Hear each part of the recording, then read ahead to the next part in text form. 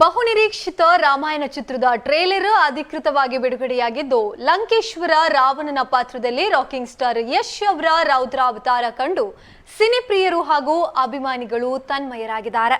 ಬಿಡುಗಡೆಯಾದ ಕೆಲವೇ ನಿಮಿಷಗಳಲ್ಲಿ ಟ್ರೇಲರ್ ಸೋಷಿಯಲ್ ಮೀಡಿಯಾದಲ್ಲಿ ಭಾರಿ ಸದ್ದನ್ನ ಮೂಡಿಸಿದ್ದು, ದಾಖಲೆ ಪ್ರಮಾಣದ ವೀಕ್ಷಣೆ ಗಿಟ್ಟಿಸಿಕೊಂಡಿದೆ. ಬಾಲಿವುಡ್ ನಿರ್ದೇಶಕ ನಿತೀಶ್ ತಿವಾರಿ ನಿರ್ದೇಶನದ ಈ ದೃಶ್ಯ ಕಾವ್ಯದಲ್ಲಿ ಯಶ್ ಅವರ ರಾಕ್ಷಸ ರಾಜ ರಾವಣನ ಪಾತ್ರದ ಲುಕ್ ಮತ್ತು ಗಂಭೀರ ಧ್ವನಿ ಪ್ರೇಕ್ಷಕರನ್ನ ರೋಮಾಂಚನಗೊಳಿಸಿದೆ. ಭಾರಿ ಗ್ರಾಫಿಕ್ಸ್, ಅದ್ದೂರಿ ಸೆಟ್ಗಳು ಹಾಗೂ ಹಿನ್ನೆಲೆ ಸಂಗೀತ ಟ್ರೇಲರ್ನ ಮುಖ್ಯ ಆಕರ್ಷಣೆಯಾಗಿದೆ.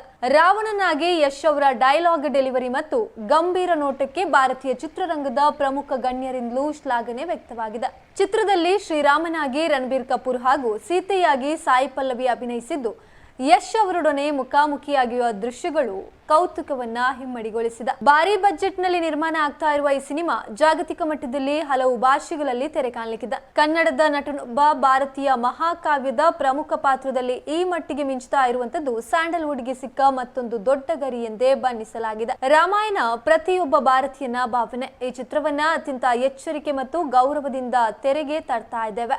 ಯಶ್ ಅವರ ಅಭಿನಯ ಈ ಸಿನಿಮಾದ ಪ್ರಮುಖ ಶಕ್ತಿಯಾಗಲಿದೆ ಎಂದು ನಿರ್ಮಾಣ ಸಂಸ್ಥೆ ಹರ್ಷವನ್ನ ವ್ಯಕ್ತಪಡಿಸಿದೆ.